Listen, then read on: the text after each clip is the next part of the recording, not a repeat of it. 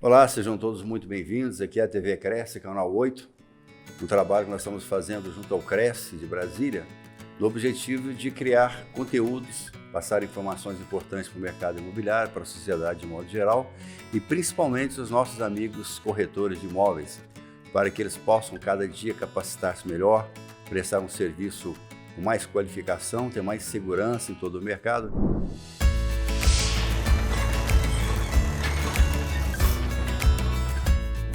Por isso, hoje, nós temos o grande prazer de receber aqui no nosso estúdio o Ovidio Maia, um corretor já com mais de 30 anos de profissão, que esse é o nosso foco principal, mas tem um cargo extremamente importante hoje, que é o presidente do Secov Brasília. É isso, doutor? Seja muito bem-vindo. Exatamente. Primeiramente, doutor Acha, muito obrigado pelo convite. É um grande prazer estar no Cresce. Aqui é a Casa do Corretor de Imóveis. E eu tenho dito por onde eu vou, qualquer profissão, as pessoas me perguntam o que eu faço. Eu sou corretor de imóveis, essa é a minha paixão. Tudo que eu tenho de conhecimento, claro, aperfeiçoamento, participando de treinamentos, a convivência, o network, a profissão de corretor de imóveis me beneficiou, criou, me deu oportunidades para tanto. Então eu, como corretor de imóveis, me sinto extremamente feliz, amo a minha profissão e é a profissão que eu abracei e terei para a vida sempre. Pois é, a gente tem comentado aqui que o corretor de imóveis, na realidade, ele faz essa intermediação entre o comprador e o vendedor, às vezes entre o incorporador também, mas ele hoje tem uma necessidade primordial de um conhecimento muito amplo de vários segmentos do mercado, de várias expertises. Por exemplo, ele tem que entender bastante de direito imobiliário, de direito sucessório, ele tem que entender de construção civil, de incorporação, direito de família, não é isso? Arquitetura, engenharia. Então, cada dia que passa, o corretor é mais cobrado diante de toda a sociedade para que preste um serviço à altura. Por isso, a sua remuneração também melhora.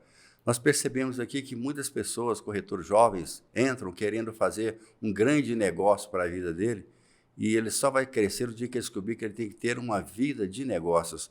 Ele tem que estar sempre incorporando, sempre aprendendo alguma coisa, aprimorando. Esse é o nosso objetivo primordial, que eu te agradeço muito pelas dicas que eu sei que você vai deixar aqui hoje para a gente. Nós que agradecemos a oportunidade. E eu tenho dito assim, o corretor de imóveis, como qualquer outra profissão, a especialização, o conhecimento, a dedicação diária, ele tem que estar sempre antenado, estudando, se qualificando. Eu sempre participei de muitos cursos, de palestras pequenas, maiores, qualquer que seja a atividade vinculada ao nosso segmento. Eu sou um defensor ferrenho de que a profissão de corretor de imóveis, ele tinha que, no mínimo, ser a nível de lato sensu. Ele tem que ser a nível de terceiro grau. Sou um defensor. Por quê? Exatamente pelo que você disse há pouco. Você tem que ter um conhecimento, não aprofundar demais, mas você tem que ter um conhecimento em vários setores. Em vários setores. Seja o direito imobiliário, seja ler uma planta elétrica, hidráulica, você conhecer as questões urbanísticas da cidade, saber ler assim, os PDLs, o Plano de Diretores Locais. Aqui no Distrito Federal nós temos uma outra, que é a LUOS, mas em todos os estados você tem esse Plano de Diretores Locais, para que você, no momento em que vai oferecer o imóvel a um cliente, a primeira coisa que você faz é estudar o imóvel. Estudar a posição de sol, estudar um pouco até da questão da geologia, estudar se esse imóvel não está dentro de uma área, de um APP, de uma APA, se ele tem algum impedimento. Essas questões, primeira coisa que o corretor de imóveis tem que fazer é isso. Eu costumo dizer que essa nossa profissão, quando você pega ou você vai visitar um imóvel, eu diria que é como uma pessoa que está sentindo febre e a primeira coisa que o médico faz, ele pede um exame de sangue para saber, a primeira coisa, você está com alguma infecção, a partir daí ele começa a avaliar a sua situação de saúde. Da mesma forma, o advogado. Da mesma forma, o mecânico, ele começa a identificar como é que está o seu veículo. Veja que os carros mais modernos hoje, eles fazem uma leitura, colocam lá, anexam um computador e fazem uma leitura nele todo. Mas se o corretor de imóveis não se preparar, não conhecer o imóvel, não existe a situação do profissional pegar, ter um imóvel à venda, não conhecer nem o que é uma certidão de R$11, não levantar antes do imóvel colocar à venda uma certidão negativa de IPTU, quais são as dimensões corretas, quais são o afastamento para você construir, qual é a altura. Então, isso é mínimo, é básico. Em relação à documentação, ele tem que ter noção. Em relação à questão tributária, ele tem que ter noção. Veja que o corretor também tem que saber informar ao cliente, isso está no Código Civil, O corretor é obrigado a dar todas as informações. Por exemplo, a pessoa vai vender um imóvel, ele paga lucro imobiliário, ele não paga o lucro imobiliário, ele é beneficiado, quais são as vantagens que ele tem. E isso, se você pesquisar no site da Receita Federal em perguntas e respostas, tem muitas questões lá. Mas ele tem que ter, no mínimo, essa questão de estudar isso um pouco antes. Essas informações, elas são cruciais. E eu diria que elas são elementares, são basilares da atividade nossa. Às vezes é preferir você perder um negócio a fazer mal feito, né? Porque o desdobramento que ele vai te dar depois, a dor de cabeça para muitos anos. Eu diria que você não perde um negócio. Se você estrutura muito bem um negócio, você vê que ele tem problema, contrate um advogado vá junto com um advogado.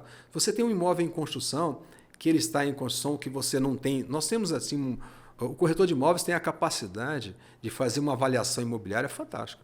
Ele faz uma avaliação do imóvel que está em construção. Pois é, a gente tem tentado parar com esse achismo. Quando você acha que custa o meu imóvel, e tem, por exemplo, nós temos aqui no CRES o curso de perito e avaliador imobiliário. Exatamente. Para poder tirar o KNAI. A partir do momento que você tem essas informações, a sua visão mercadológica muda completamente. Você passa a ter uma série de agregados, de fatores agregados que você vai analisar para chegar a um valor de mercado realmente. Até outra coisa interessante, você que está na área de construção também, é o valor de garantia de negócio bancário e o valor de mercado de transações imobiliárias. Às vezes você tem visões diferentes e você avaliar um imóvel para que ele deixe em garantia com o banco é uma coisa, que ele vai vender amanhã é outro. Aqui a gente tem questionado também, Ovidio, por exemplo, o corretor mal preparado, ele não consegue identificar claramente as vantagens que tem uma construção, principalmente de um imóvel novo. Tirar e entender o que o arquiteto queria transmitir com aquilo, o que a construtora investiu para dar aquela qualidade naquele imóvel. E às vezes ele passa por cima apenas um olho rápido e não consegue tirar essas vantagens e perde o negócio, ou então avalia abaixo do preço do mercado porque não conseguiu identificar essas informações. O Secov, ele trabalha com as imobiliárias, com as consultoras, não é isso? Com uma gama de produtores do mercado imobiliário. Você podia descrever um pouquinho mais para a gente? O Secov é o Sindicato da Habitação. Ele existe em todo o Brasil. Então, nós temos o Secov do Distrito Federal. Ele representa as imobiliárias, as empresas de loteamentos. Em Brasília não tem, historicamente, loteamentos. Todos CNPJ, né? Infelizmente, só os loteamentos irregulares. Isso é uma pena para o Distrito Federal. Mas nós trabalhamos só com empresas. As incorporadoras, as consultoras, as holds patrimoniais. Então, nós representamos esse segmento. O Secov desenvolve um trabalho sempre voltado para a segurança jurídica das partes. O nosso foco é leis claras, leis simples, que as pessoas consigam ler, entender e interpretar. Não estou dizendo que você não necessite de um advogado. Você precisa sim de uma assessoria jurídica. Mas eu sou um defensor ferrenho de que a pessoa, por mais limitado o conhecimento que ele tenha, ele tem que ler uma lei e ele tem que ter, pelo menos entender o que ela diz. Olha, eu posso construir um prédio nessa área de 10 metros de altura. Eu posso construir 2 vezes a área do terreno. Eu posso fazer um subsolo. Eu tenho que ter afastamento na parte frontal, nas laterais, na parte de fundo. Eu tenho que botar, de repente, uma elevadora, é obrigatório. As normas de acessibilidade. O Secov de São Paulo, em conjunto com o Sinduscom, e teve uma lei federal de 2018, elaborou uma cartilha maravilhosa de a guia de acessibilidade. Porque a inovação, a adequação do imóvel, ele está sempre visando o consumidor. Nós estamos trabalhando, um trabalho que eu estou muito preocupado, por exemplo, na educação financeira. Tem que saber que você não tem faturamento todo mês, você tem uma média por ano, você tem um custo fixo. Nós temos trabalhado também aqui como é que você colocar essa mercadoria, esse imóvel no mercado, que tipo de mídia você pode fazer, que tipo de apresentação visual, vídeo, fotos, visita 3D, todas essas coisas são importantes. Agora, o corretor tem que ter essa responsabilidade de tirar as informações, passá-las com segurança, para que não dê problema nem para comprador e nem para vendedor. Isso aí a gente não pode abrir mão de hipótese nenhuma disso. Exatamente. Mas, para isso, ele tem que estudar o produto que nós falamos. Se você necessita... O imóvel que tem... Não é incomum de a pessoa estar vendendo um imóvel porque ele está passando por dificuldades financeiras. Claro. Ele tem problemas, tem protestos. Você traz um profissional da sua confiança, do seu convívio, que é um bom advogado. Um advogado, eu não digo que não tem maus advogados, mas um bom advogado. Você confia no advogado e ele vai poder analisar e, digamos assim, orientar a melhor forma de a pessoa comercializar aquele imóvel e na outra ponta, a pessoa comprar aquele imóvel que ele possa regularizar. Porque constantemente, muitas pessoas às vezes vendem o imóvel, mas não quer vender. Mas infelizmente, ele montou uma empresa, mesmo. Tem um problema de saúde na família. Certo. Então você tem uma necessidade. Então eu diria assim, ó, não existe imóvel invendável. Não existe imóvel que você não consiga resolver as pendências que não existe imóvel. Ao você avaliar toda a situação, pendência do imóvel e também dos vendedores, com uma boa assessoria jurídica em conjunto com o corretor de imóveis, eu tenho certeza, se o corretor conhecer dessa situação, no momento que ele for apresentar isso a um pretenso comprador, o comprador vai sentir segurança, vai ter confiança e se encontrar com o advogado dele, ele vai saber passar as informações. É aí que está o conhecimento. Não existe negócio ruim. Existe negócio mal elaborado, mal planejado, mal orientado e informação não dada. Não adianta o profissional achar que vai fazer um negócio, porque nós fazemos negócio ao longo dos anos. Você faz um negócio com o filho, daqui a pouco está falando com o pai, fazendo com o neto, fazendo com os vizinhos, o colega de trabalho. Esse network, esse convívio no dia a dia, esse raio de ação que você trabalha, é que faz você se transformar num grande profissional. Sempre com cuidado, com critério, porque o recurso, a remuneração, os honorários, ele com certeza virá e de uma forma melhor.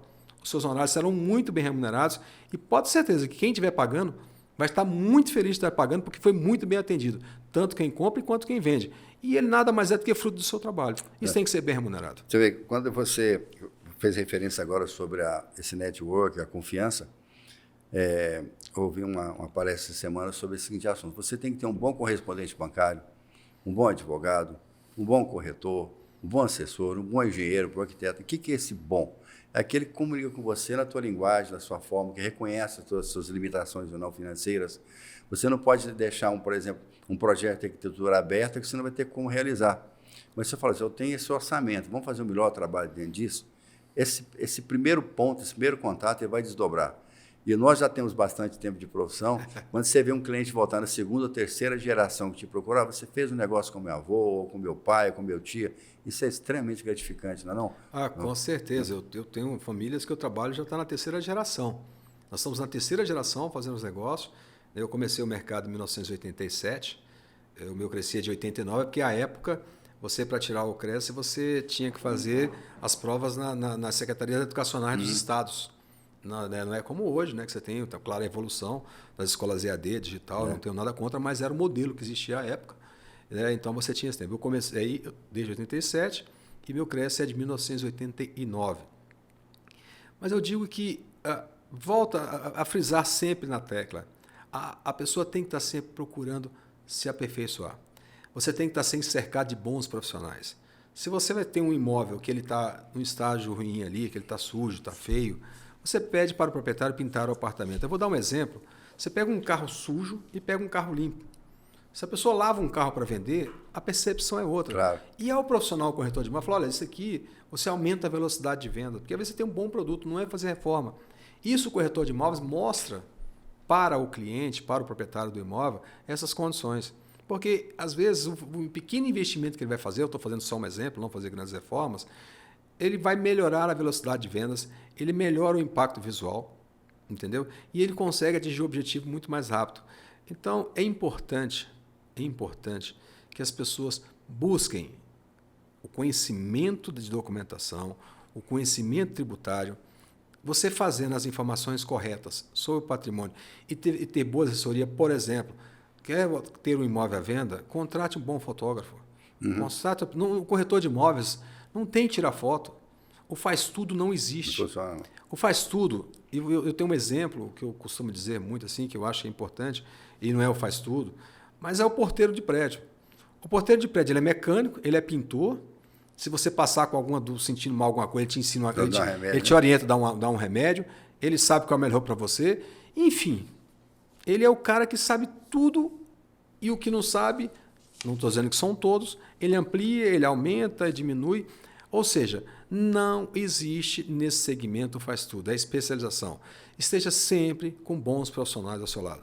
seja ele de qualquer atividade. Seja a pessoa que vai fazer a faxina no imóvel, seja a pessoa que vai fazer o seu chaveiro de confiança, seja a pessoa que vai fazer a foto, vai fazer um vídeo, vai fazer um anúncio. O corretor, o anúncio digital, você vai fazer um trabalho da divulgação de imóvel, contrate um profissional qualificado. Isso não é um serviço nosso. Nosso trabalho é um trabalho de conhecimento, de transmissão de segurança ao cliente, da informação qualificada. Isso que é importante. Então, seja um bom profissional, como os outros parceiros devem ser também.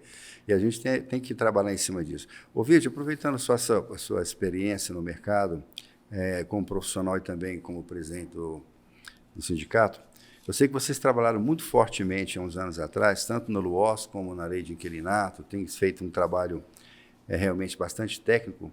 E acrescentando para você também, nós temos recebido aqui no Hall do Crécio muitos profissionais realmente de nível superior, que estão vindo para a carreira, às vezes como primeira profissão e às vezes como agregado da profissão original. Muitos advogados, muitos engenheiros, arquitetos, e essa leva tem sido muito grande. Isso nos dá uma felicidade maior de perceber que a profissão de corretor de imóveis, ela também se junta a outras e dá um resultado muito mais eficiente.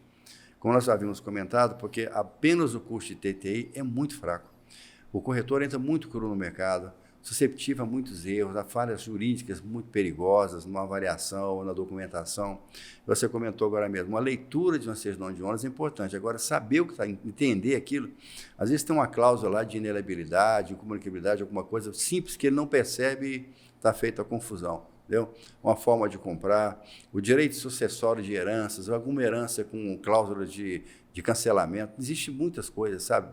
Então, se você pudesse dar um pouquinho do seu depoimento sobre como o Secov tem trabalhado, você pessoalmente, para onde o mercado você acha que está caminhando em Brasília, onde nós estamos estrangulados em termos de investimento, qual o setor que você percebe assim, que tem mais risco de investimento, alguma área de mercado, fique à vontade, por favor, você que é uma área que você domina com muita facilidade tudo isso. Na verdade, eu vou começar a responder pelo final. Você fez uma colocação, qual o setor que está caminhando, que está, né, que, digamos assim, que vislumbra excelentes negócios. Eu tenho uma pergunta que às vezes eu faço para algumas pessoas, eu recebo essa pergunta. Ovidio, qual é o melhor lugar de eu comprar um imóvel do Distrito Federal? Ou no Brasil, ou em qualquer lugar do mundo. E a minha resposta é muito simples. O melhor lugar de você comprar um imóvel é onde você se sente bem. É onde você se sente bem. Seja qualquer for a cidade satélite, seja no entorno. Se você se sente bem em morar ali, more ali. O melhor local de você comprar um imóvel é aquele que você se sente bem. Verdade. Esse é o primeiro ponto. Em relação ao DF, o DF ele é pujante. Aqui é a capital federal.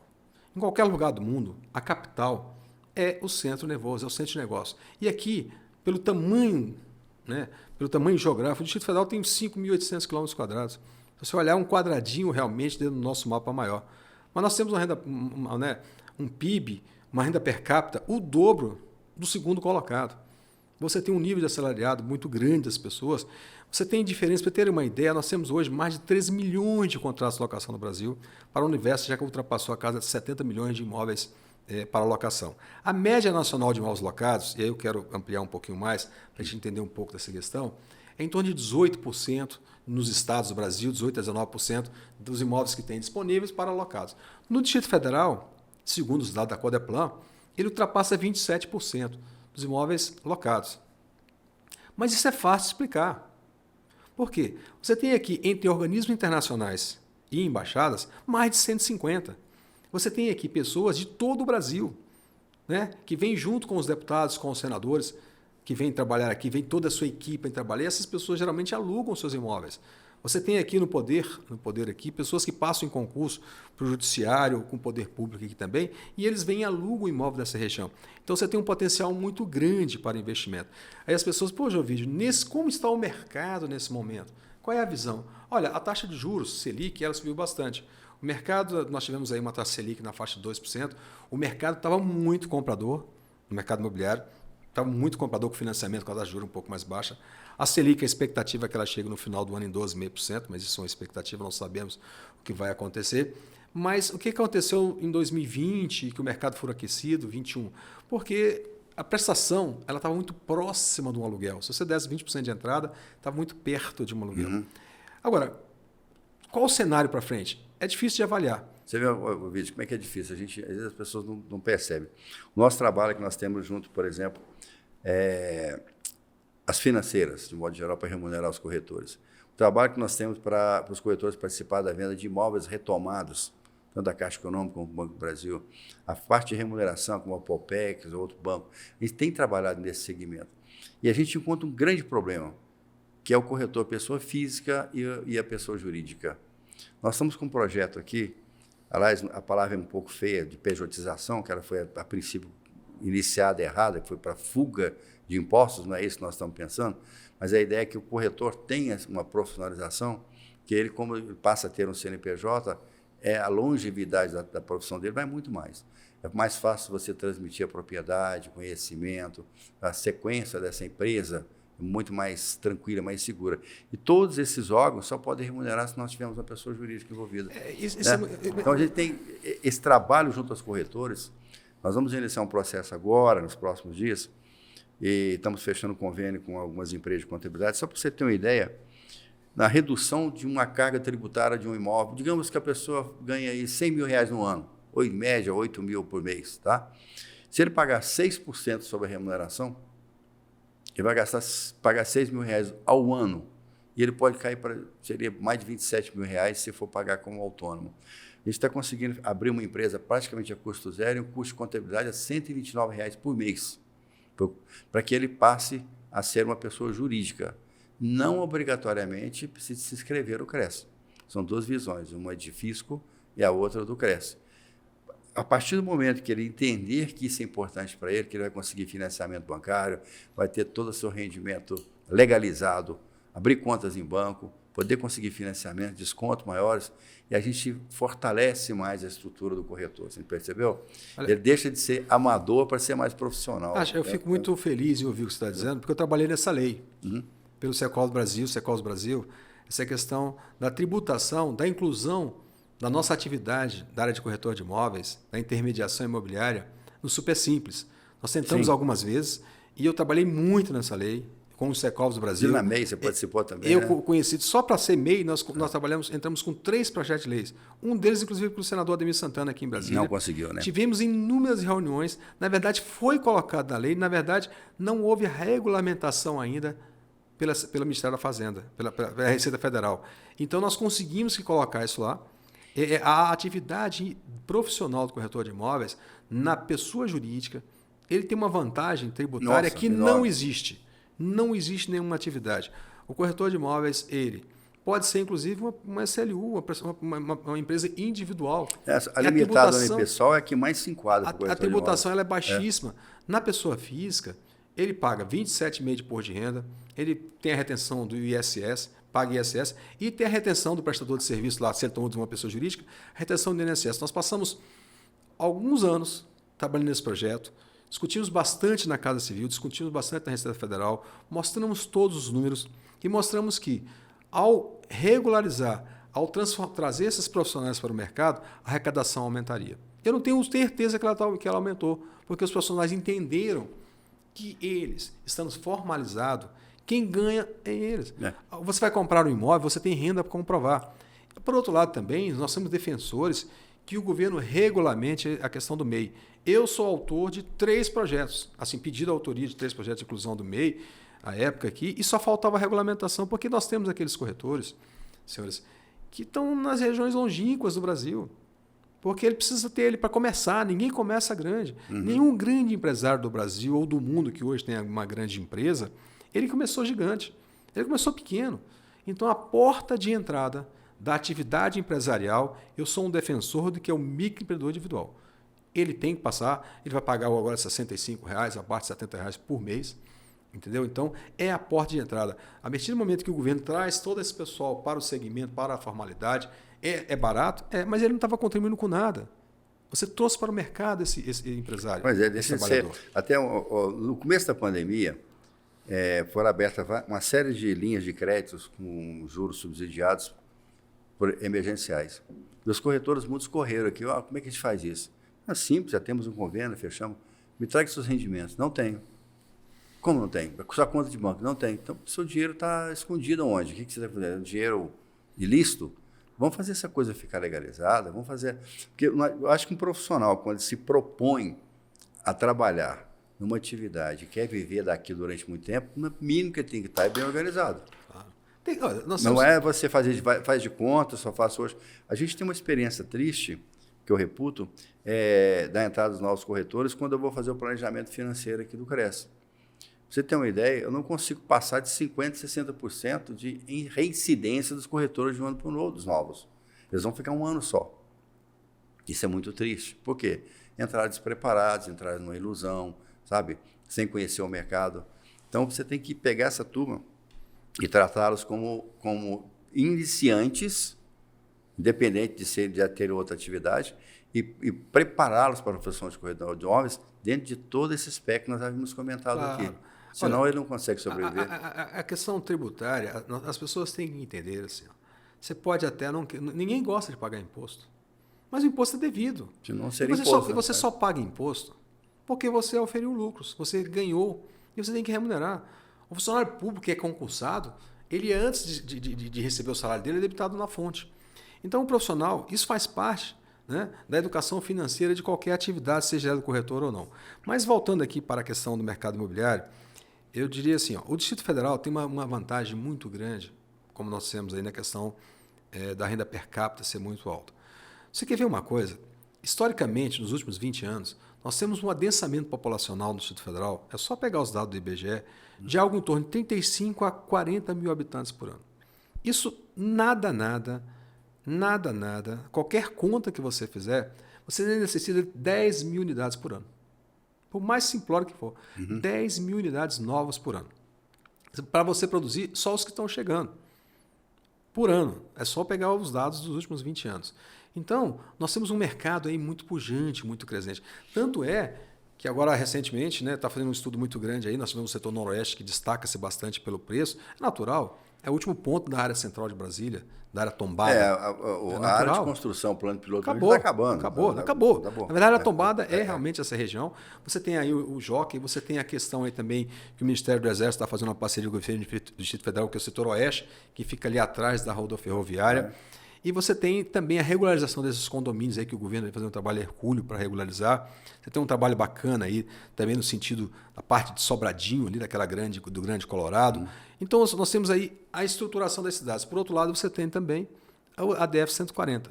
A DF-140 é um caminho grande, é uma área que eu diria que nos próximos 20 anos, aí, com certeza, é um segmento que está se caminhando bastante para um crescimento, estima-se em 800 mil pessoas. Os condomínios são ótimos lá. 800 mil pessoas em torno de 20 a 30 anos. Mas como ele está sendo feito? Ordenadamente. Já nasce ordenado, já nasce Olha regular. a diferença de um imóvel lá. Ele já nasce ordenado, já nasce planejado. Recentemente eu vi um lançamento de um empreendimento lá perto do Itapuã, no Paranoá lá. Os caras pedindo 800, 900 reais o metro quadrado de terreno. Por quê? É um condomínio fechado, planejado. Você vai do outro lado da rua, está 200, 300, 400, eu não sei, porque são terrenos imóveis irregulares. Então, o que nós precisamos entender é que o planejamento de uma cidade, ela valoriza o imóvel. Ela traz qualidade de vida para o cidadão.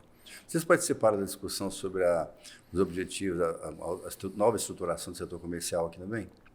O Secov, nós trabalhamos, nós ficamos muito felizes com esse assunto. Para você ter uma ideia, a questão, das vezes, de você apartar algumas situações, que é apartar do PPCub. O setor gráfico. Eu fui, inclusive, um dos relatores da lei no Complan do setor gráfico. O setor gráfico tinha um problema muito sério. Você está no coração de Brasília, e você só podia colocar lá a imprensa, gráficas, e, posteriormente, entrou a área financeira. Nem o poder público podia estar lá, porque lá não tinha, no seu poder, a questão institucional. Existe um regramento que o poder público pode, se por necessidade, estabelecer, mas se não pode para o público, também não pode para o privado. Eu entendo muito assim, a lei tem que ser igual. A partir do momento que foi o setor comercial sul, houve essa ampliação dos usos. Em menos de 3 meses, foram emitidos mais de 2.500 alvarás de funcionamento. Mas como é que valoriza a região toda? Você tinha inúmeras salas desocupadas, um imobiliário não poderia se estabelecer lá, um arquiteto não podia se estabelecer lá, um dentista não podia se estabelecer. Para os moradores, porque o setor, vamos ser sinceros, o setor gráfico hoje, ele faz parte do setor sudoeste. Acabou. É multiuso ali. Onde você tem áreas grandes ali, botar uma escola. Aí você vê a cidade do automóvel também, outra que está passando por esse mesmo processo. O setor comercial sul, esse projeto já está na Câmara Legislativa, da ampliação dos usos. Nós tivemos a procura de 3 universidades para se estabelecer lá, não conseguiram porque ela não permite. A lei de 1967. Você quer ver uma coisa esdrúxula? A Universidade de Brasília, a UNB, tem um prédio inteiro no setor comercial sul. E se ela quiser botar qualquer curso... Não pode. Não pode porque ela não consegue. Se não O puder... ICUB tem um prédio lá, não pode. Lá tem curso de inglês, enfim. E o prédio está vazio. Isso é um prejuízo para o Estado. Agora, a localização desse setor é uma coisa assim, impressionante. E ele tem o que é de mais importante. Toda a acessibilidade. Todos os ônibus do DF em torno passam no setor comercial. Você tem um metrô na porta ali, o estudante pode estudar à noite, pegar o metrô e ir embora. Farmácia, você tem tudo perto. Você tem um local que pode funcionar 24 horas, que não tem residência próxima. O mundo vai modernizando de alguma forma e as necessidades vão surgindo. Você tem que ser bastante dinâmico, criativo, para poder realocar isso, redimensionar. W3 Sul está passando por processo, setor comercial sul possivelmente vai passar. Essas novas regiões vão surgindo em Brasília, essas novas cidades satélites, dentro de uma nova configuração. Claro. E o corretor, de alguma forma, tem que estar em todas elas. Não. Preparado para participar de cada uma dessas, acompanhar, estar antenado com essas modificações, para poder assessorar os seus clientes, assessorar os seus investidores, não é isso? Uma loja, uma sala comercial aqui no setor comercial que tinha um valor X, agora vai ser um plus de valor. É a hora de ele trazer bons investidores para isso, não é isso? É hora de ser inteligente e ganhar dinheiro. A quantidade de prédios que estão sendo reformados. É feito um retrofit. O próprio Gilberto Salomão fez um retrofit, ficou lindo aqui na quadra 1. Está bem na esquina aqui da quadra 1. Foi aprovado recentemente também toda a parte de uma requalificação de uma obra e vai respeitar a questão do tombamento, que é o Hotel Nacional. Ou seja, os investimentos aqui no centro estão sendo feitos. E as pessoas têm, e o corretor de imóvel tem que fazer isso. O próprio governo aprovou a questão da nova reforma do Teatro Nacional. Ou seja, a região central está passando por essa alteração. E o corretor de imóveis que não acompanhar isso aí... vai achar que depois vai reclamar que perdeu o bonde. Um outro exemplo, você vê as pessoas do centro da Guatinga estão sofrendo lá com o túnel da Praça do Relógio. Mas em compensação agora vai vir um upgrade ali vai enorme. Vai ter um upgrade enorme. Nossa, aquela região vai ficar super valorizada. Não tem como você fazer um viaduto, como está sendo feito também ali no Recanto das Emas ali. Então encontro, mas depois... No Recanto das Emas, na entrada do Recanto das Emas com o Riacho Fundo 2. Não tem como. Vai ser feito aqui também, ali perto do Solar de Brasília. Vai causar um incômodo? Vai, durante 2 anos. Sobradinho está sendo feito outro. Mas o benefício todo é a população. E o corretor de imóveis, que souber fazer essa leitura, souber acompanhar essa movimentação mercadológica, ele pode instruir o seu investidor, as pessoas que querem comprar um imóvel, e também, às vezes, vender o imóvel das pessoas que querem vender naquele momento por uma necessidade ou uma mudança de posição. O mercado é dinâmico. Existe uma métrica aí que a cada imóvel novo vendido, tem 3 imóveis antigos vendidos ou usados aqui no Brasil. A gente usa muito a questão da expressão usados. Então, esse mercado nosso, ele é infinito. E dinâmico. Pois é, então acho que vamos continuar na nossa linha. Você gostaria de acrescentar alguma coisa, Ovidio, sobre esse assunto aqui da lei do inquilinato, que vocês participaram, sobre o LUOS, ou sobre algum outro assunto que você reputa ser importante para a gente passar para nossos colegas aí? Olha, essa visão do CEPOV? A primeira coisa que eu diria para um corretor de imóveis é que ele tenha conhecimento hoje da questão tributária. A questão tributária para ele, como ele, como prestador de serviço. Esqueça a questão como prestador de serviço, qualificação, porque ele tem que existir. O CPF dele tem que existir para o governo, tem que existir para ele. O grande protegido é ele. Ele recolhe seus impostos, paga os seus tributos certinho, entendeu? Se regulariza, porque ele tem todas as benesses tributárias com a ajuda do Estado, viu? Quero deixar muito claro aqui que isso, o governo baixou essa norma lá, foi um decreto, foi promulgada a lei, e o corretor de imóveis, a atividade empresarial de intermediação, ela faz parte hoje de você participar da empresa super simples. A questão de conhecer a lei de uso e ocupação do solo é muito importante para o profissional. Para onde nós estamos indo, né? Não precisa ele ser nenhum expert no assunto. Se ele entrar lá, ver o tamanho do terreno, souber identificar, tem todo o regramento de uma forma muito simples. Você quer ver uma outra coisa também? No site da CEDU, as pessoas não sabem, você consegue identificar os condomínios que estão, qual é a fase dos condomínios que estão regulares, irregulares, está em andamento, tem previsão, entrou com um documento, para que você não venda para o seu comprador uma falsa informação.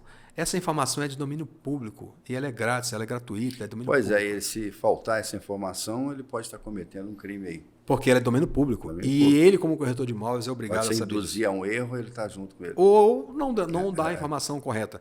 Essas são as informações assim que eu acho que primordiais para que ele tenha esse conhecimento. Mas acima de tudo, está sempre se qualificando, sempre pensando que a informação, que o conhecimento dele vai beneficiar a sociedade.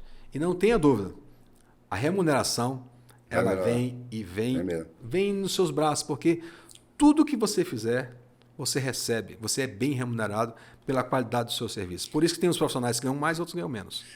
Uma pergunta agora, só uma curiosidade minha. O Secov tem uma estrutura de um sindicato, claro, e o sindicato, o objetivo dele maior é a proteção dos seus sindicalizados, a luta pelos seus direitos, aprimoramento dessas condições jurídicas e tudo. Qual a obrigação que tem as imobiliárias e construtoras de participarem ou não do Secov? Olha, não tem obrigação nenhuma, né? Não tem obrigação nenhuma, mas eu entendo e quero lhe dizer que lá no Secov, aqui do Distrito Federal, a maior demanda que nós temos são as pessoas que não contribuem, que não participam. Cobram, mas participam. Não participam, né? Eu já vi isso em algum lugar. Tem um amigo meu que fala assim, né, que todo bom cobrador é mau pagador. Mas não é uma regra máxima.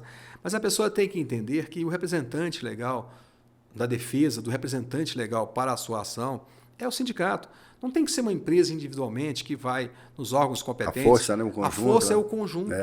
A força é o conjunto. E nem sempre, às vezes a sua demanda individualmente, se você unir, trocar ideia com outras pessoas, às vezes você aprimora o seu conhecimento. Então, essa troca de informação, de conhecimento, ou a soma, porque criticar é muito fácil. Nossa. Mas agregar informação, somar em um conjunto, você tem a certeza que você, com a sua empresa, você vai longe. Nós tivemos que representar várias empresas, inclusive em ações aí, foi o sindicato, porque a associação não tem o poder de representar o sindicato. Conselho também. Associações não têm o poder de representar empresas. O sindicato é que é o representante legal da empresa. Às vezes a gente recebe aqui umas demandas. Por que vocês não fazem isso? Eu falei assim, por acaso entrou dentro do site? Tudo que você está pedindo já está lá há anos. Nós já estamos trabalhando com isso, essa qualificação. Já temos esse curso, já está disponibilizada essa informação. Vem aqui participar. Você faz uma palestra para você trazer algumas pessoas, aí fica difícil. Um dia nós vamos discutir sobre qual a melhor forma de você indicar uma garantia, uma taxa de financiamento para o seu cliente.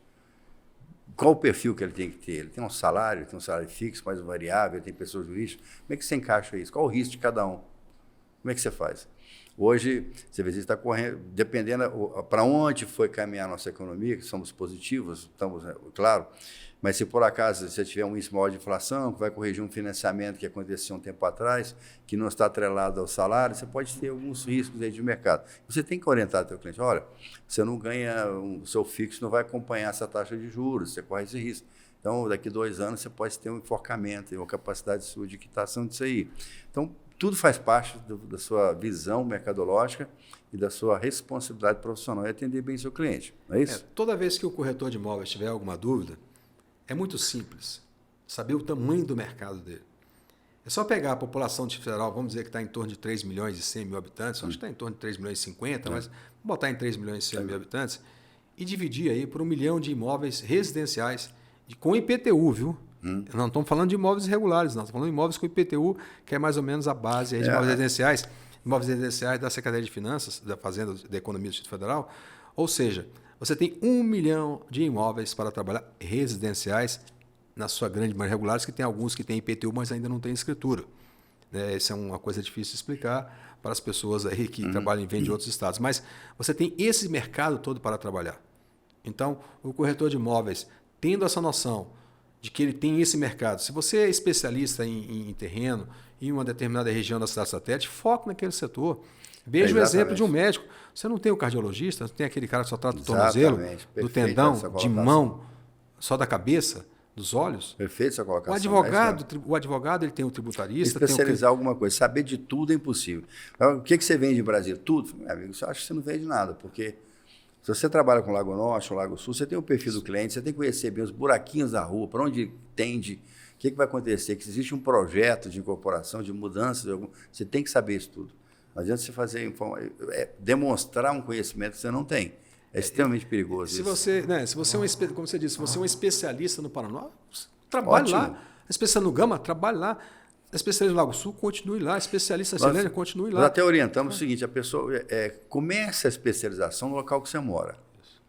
você tem mais habilidade, você tem mais conhecimentos, depois você pode até ampliar. Mas seja o doutor daquela região ali. Quando te perguntar, você seja uma referência de mercado. Esse conhece o mercado, vai lá que ele vai achar uma melhor solução para você, tanto para compra como para venda. Isso aqui é importante. Imóveis comerciais, você vê, nós temos amigos que são especialistas em locações de imóveis comerciais. Há anos nisso.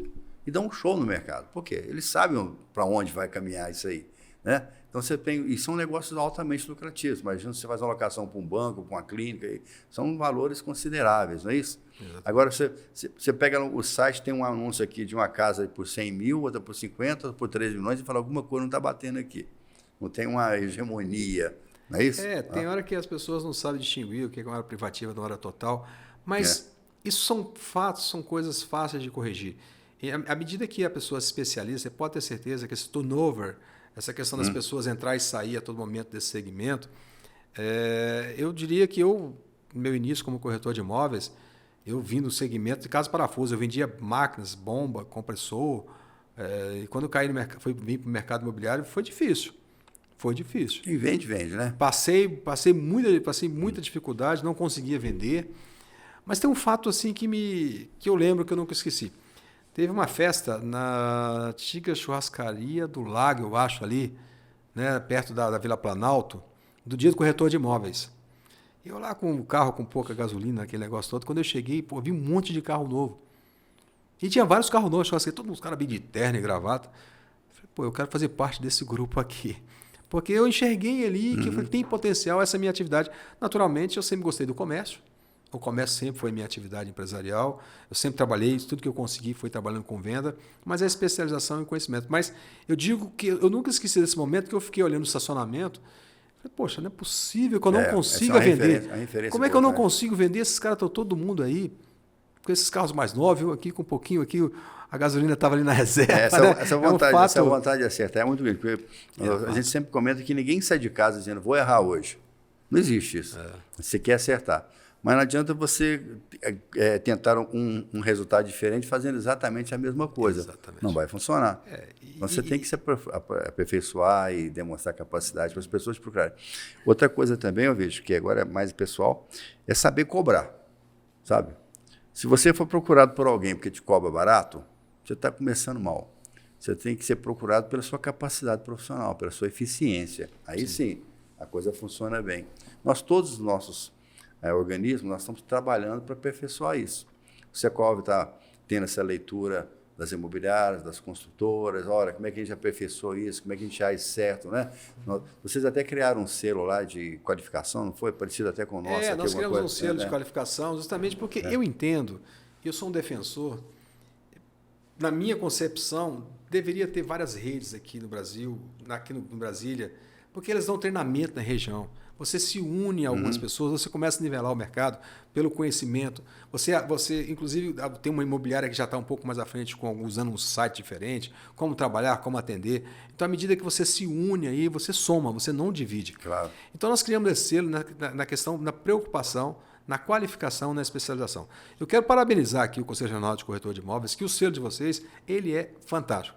Muita credibilidade, muito bem elaborado, é feito em conjunto com o poder público. Eu participei do selo e isso muito nos honra, viu? Eu gostaria que você transmitisse aí a toda a diretoria, a quem coordenou esse projeto, porque ele indiscutivelmente é maravilhoso. E quem ganha com isso, eu volto a dizer, não é a empresa, é a sociedade. Porque se você está atendido por empresas qualificadas, empresas bem preparadas e que pensam no melhor para aquilo que ele está fazendo, seja para quem está comprando ou está vendendo, com certeza a sociedade está ganhando. E volto a dizer, a remuneração dele é a altura do serviço que ele vende. Olha, passar essa credibilidade é quase que uma obrigação de fazer isso. Eu estou muito feliz hoje de ver as imobiliárias colocando o nosso selo de mais integridade lá, na sua logomarca, nas suas campanhas publicitárias. Nos dá um orgulho muito grande, porque é muito difícil projetar tudo isso. No primeiro ano foram 5, agora já foram 15.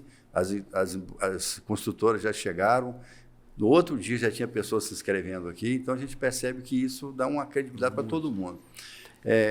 Pena que não dá para fazer para as pessoas físicas, Mas nós estamos pensando em alguma coisa aí para certificar as pessoas físicas também com esse selo de integridade.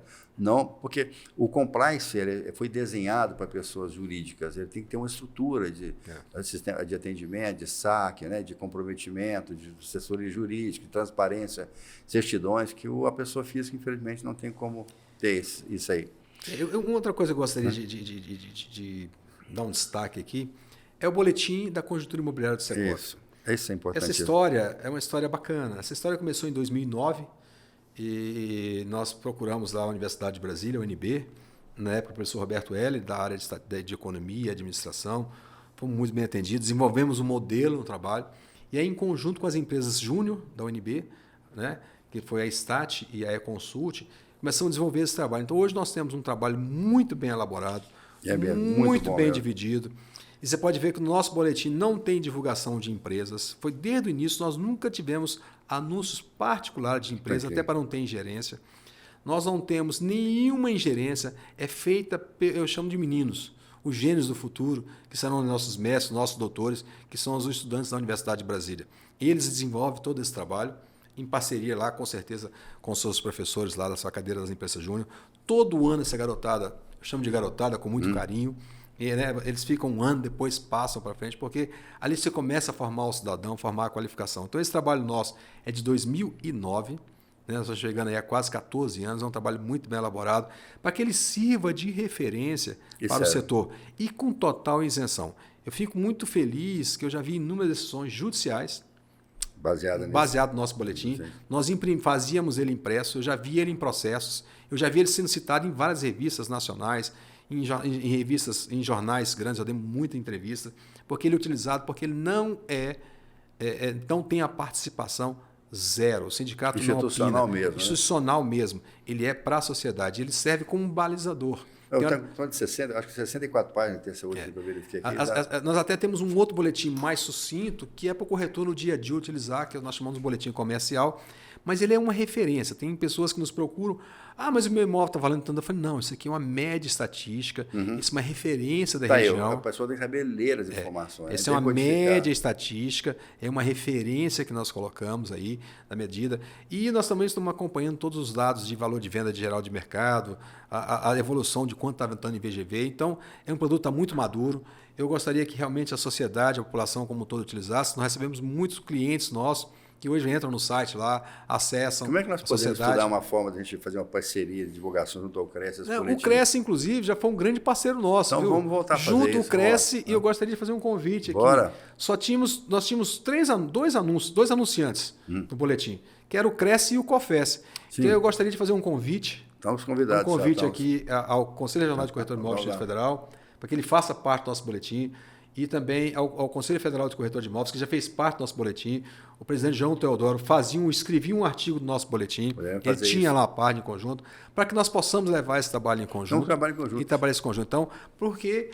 Faz parte do ecossistema, tudo junto. Nós estamos trabalhando tudo no mesmo sistema, nós somos juntos. Nós somos um sindicato e o Conselho Regional de Corretor de Imóveis está aí para somar, para melhorar, para qualificar, obviamente, para cobrar e cumprir a lei daqueles que não trabalham corretamente. Os que trabalham corretamente é a aprimoração e a qualificação. Então, caro Acha, por favor, olha, está feito o convite, o Cofesse e o Cresce nos ajude e participem. Quanto ao Cresce, eu posso te garantir que já está aceito. Mas o convite está feito. Com certeza. Agora vamos ver só o Cofesse. O João Teodoro é uma pessoa extremamente acessível. Já fizeram parte, hein? E, nossa, até a gente tem, nós começamos a falar, não vamos tocar nesse assunto. Você tem o Secov, o Siduscom, a ADEME, o Cresce, são todas estruturas que às vezes divergem de algum ponto, mas nós temos uma coisa em comum, é o mercado imobiliário. Claro. É a proteção do trabalho, do profissional, da empresa, né, da metodologia de construção, da modernidade, da segurança social. Isso aqui é... Olha, eu não vou citar o detalhe aqui, mas além do corretor de imóveis, do corretor associado, do qual eu tive o privilégio, parece uma conta, nós trabalhamos durante 7 anos nesse projeto. E o presidente Geraldo Nascimento hoje, que é o presidente, ele era do Sindimóveis. Sim. Ele participou muito dessa discussão. Eu representava os Secovs do Brasil, junto com outros colegas nossos, Pedro Verma, e tivemos reunião também muito com o presidente João Teodoro. E essa lei saiu de um trabalho feito a 4 mãos. Ou seja, nós conseguimos construir uma lei que atendesse aos anseios de todos. Porque não adianta você ter uma lei que você nunca vai conseguir fazer nenhum projeto de lei, uma lei, ou chegar à lei dentro da sua atenção individual. Você tem que entender as particularidades de cada setor, de cada segmento, e esse é um exemplo. Eu estou dizendo que eu participei da negociação diretamente, nós participamos na Câmara, no Senado, em todos os segmentos, e foi feita a 4 mãos, inclusive junto com o presidente João Teodoro, o presidente Pedro Verman, que é da Câmara Brasileira de Comércio e Serviço Imobiliário, junto com o Leandro Ibagi. E essa é uma lei que nasceu a 4 mãos. Então eu quero dizer para você que exatamente isso. Não, vamos fazer isso. Tanto é prova que nós trabalhamos em conjunto.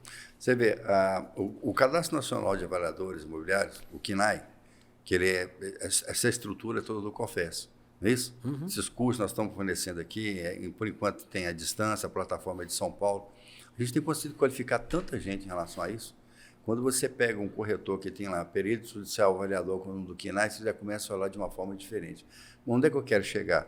Cada um, se construir uma ferramenta melhor que qualifique, 10 para todo mundo. É isso. Essa junção, são esses pontos comuns, convergentes, que cria esse fortalecimento em todo o nosso ecossistema. Vídeo, já nós estamos nas nossas considerações finais aqui, quero te agradecer muito pela sua presença, muitas informações foram aqui, com certeza quem conseguir assistir todo esse nosso bate-papo vai acrescentar muita coisa na sua vida profissional. Quero te deixar totalmente à vontade para você acrescentar o que você achar pertinente e renovar nosso convite. Volte aqui mais vezes, nós temos muito assunto, esse tempo aqui foi muito curto, viu? Traga outros amigos, outros convidados para a gente poder juntar essas informações, fazermos uma mesa redonda aqui para a gente capacitar cada dia melhor a nossa estrutura toda. Cara, o colega acha, é assim que eu trato, porque eu sou claro, corretor de imóveis. Lógico, nós somos colegas, somos corretores de imóveis. Para mim é um privilégio. Eu quero agradecer ao Conselho Regional de Corretores de Imóveis, na pessoa do presidente Geraldo Nascimento, e na sua pessoa pelo convite. É um privilégio poder aqui ouvir esse bate-papo descontraído. Eu acho que nós temos muita coisa para fazermos em conjunto. Quero dizer que o Secov Distrito Federal faz parte da base da Federação do Comércio Distrito Federal e a qual a federação está ligada à CNC. Para os que não sabem, a Federação do Comércio Distrito Federal ela tem a gestão nos seus estados do SESC e do SENAC. Então, no Distrito Federal, a Federação do Comércio tem o SESC e o SENAC. E o SENAC tem uma formação da mão de obra, da qualificação. O SESC, a questão esportiva, nós temos áreas em todo o Distrito Federal, teatros, nós temos aí áreas disponíveis. Quem sabe nós possamos fazer em conjunto, levarmos essa proposta junto ao Secov, junto com o Conselho Corretor de Imóveis, buscarmos esses espaços do SESC e do SENAC para atender o nosso segmento, mercado imobiliário, os corretores de imóveis, as empresas aqui, para qualificar, para orientar e também da qualidade de vida, porque o SESC também cuida muito bem da saúde das pessoas. As pessoas têm que estar bem de cabeça, bem de saúde, para ter o objetivo maior que é atender o cidadão. Diante disso, o Secov está à inteira disposição dos associados, da sociedade de modo geral, dos corretores. Nós trabalhamos a 4 mãos. O Cresce e o Secov, juntos, nós iremos transformar a Brasília numa cidade muito melhor. Bacana. Muito obrigado. Muitíssimo obrigado pela sua atenção. E gostaria de convidar a todos que chegaram até nesse momento, que tenho certeza que foi extremamente importante, com informações que vão agregar para a sua capacidade profissional. Muito obrigado. Esteja acompanhando o Cresce, Brasília TV Cresce, Canal 8, nas nossas redes sociais. Participe lá do YouTube, participe de todas as nossas redes. Curtam, mande as suas ideias, as suas opiniões, para que a gente possa cada dia mais melhorar essas nossas informações, de modo que sejamos mais assertivos e possamos construir mais informações relevantes para todos vocês. Muito obrigado. Obrigado, Ovidio. Parabéns, obrigado, parabéns, obrigado obrigado pelo bate-papo.